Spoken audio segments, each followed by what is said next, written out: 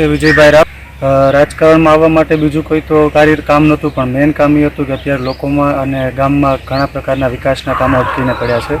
તે માટે જાગૃતતા ફેલાવવા માટે અને એક નવો અવાજ બનવા માટે અને છેક ગામડાની નાની નાની તકલીફોને હું ઉપર સુધી લઈ જવા માટે એક આ પહેલ કરી છે। એમાં મને સમસ્ત ગામ સમાજ દરેક સમાજનો સપોર્ટ છે અને હું આ કાર્ય બહુ સારી રીતે કરું તે માટે વધુ પ્રમાણમાં બધા યુવકો મારી સાથે જોડાય અને આ કાર્ય આપણે સેટ ઉપર સુધી લઈ જઈએ અને લોકોમાં જાગૃતતા ફેલાવીએ। અત્યારે જે હાલમાં ગામમાં અનેક પ્રકારના પ્રશ્નો ચાલી રહ્યા છે, ખરાબ રસ્તાઓ, પાણી, ગટર અને લાઇટોના અને ખેડૂતના અત્યારે વધારે પડતા પાકના થતા નુકસાનોના ઘણા પ્રશ્નો ચાલી રહ્યા છે। તે માટે તમે એક વખત કોંગ્રેસમાંથી મને ખૂબ સારી રીતના જીતાડી અને ઉપર સુધી મને પહોંચાડો, જેથી કરીને હું તમારો અવાજ ગામડાનો સેટ ઉપર સુધી લઈ જાઉં અને આપણા પ્રશ્નોનો નિરાકરણ લાવે। તે માટે સમસ્ત ગામ મને મળી અને સપોર્ટ કરો અને આગળ લઈ જાઓ। જય હિન્દ, જય ભારત। આ એક પહેલ કરવાનું એક કારણ પણ છે કે યુવાનોમાં જાગૃતતા ફેલાય તે માટે ઉના તાલુકામાંથી વાંસોદ તાલુકા પંચાયતમાંથી પહેલીવાર યુવા તરીકે એક દાવેદારી કોંગ્રેસ પાર્ટીમાંથી નોંધાવેલી છે અને મારું કહેવાનું એક જ છે કે બધા યુવાનો મળી અને આપણે કેમ વિકાસને આગળ લઈ જાઓ તે માટે મહત્ત્વની ભૂમિકા બધાને સાથે મળીને ભજવવાની છે અને તમારો સહકાર હશે તો જ આપણી અવાજ અહીંથી ઉપર સુધી પહોંચશે અને બધા કામમાં આપણે સફળતા મળશે। પણ જો દરેક સાથે રહેશું તો થશે, કોઈ એક વ્યક્તિથી નહીં થાય। બધા યુવાનોનો ભેગા મળી અને આ કાર્ય હાથમાં લેવાનું છે। તમારો ખૂબ સારો સપોર્ટ મળે અને બધા યુવાનો સુધી આ વાત પહોંચાડો કે કોઈ પણ અત્યારે જે વિકાસના કામોમાં જે તકલીફ પડે છે અને જે પણ થતા હોય ગોટાળા, એ અત્યારે બધા યુવાનો સાથે મળી અને એનો હલ કરવાનો છે। એક વખત કોંગ્રેસને મોકો આપી અને વિજેતા બનાવો। હું દરેક પ્રકારથી તમારી મદદ કરીશ, સાથે રહીશ અને જ્યાં જરૂર પડે ત્યાં આપણે આગળ સુધી વાત પહોંચાડશું।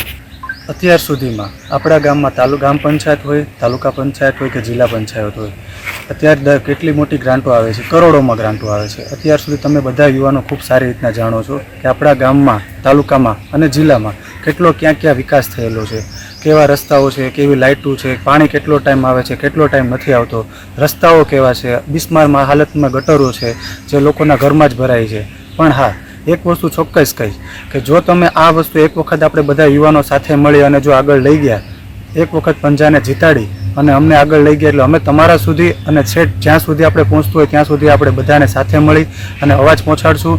ખેડૂતોને લક્ષી ઘણા બધા પ્રશ્નો છે। અતિવૃષ્ટિ, અનાવૃષ્ટિ આવે છે ત્યારે ખેડૂતોને પાકને પાયમાલ થાય છે। આસામમાં બહુ ભારે વરસાદના હિસાબે જે આ નાના ગામડાઓમાં તકલીફ પડે છે, પાણી ભરાવો ગામમાં, અત્યારે ઉપરના ગામના જે પાણી છે એ અત્યારે ગામમાં, વાંસોદ ગામમાં નીચે નાના લોકોના જે મજૂર વર્ગ જ્યાં રહે છે, જ્યાં વસવાટ છે, ત્યાં અત્યારે કમર સુધી પાણી ભરાય છે। એનો હાલમાં કોઈ પણ જાતનો નિકાલ નથી।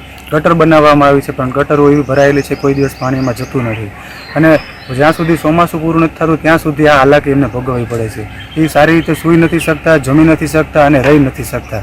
અત્યારે બધા લોકો જાગૃત છે છતાં કોઈ અવાજ ઉઠાવવા આગળ નથી આવતું।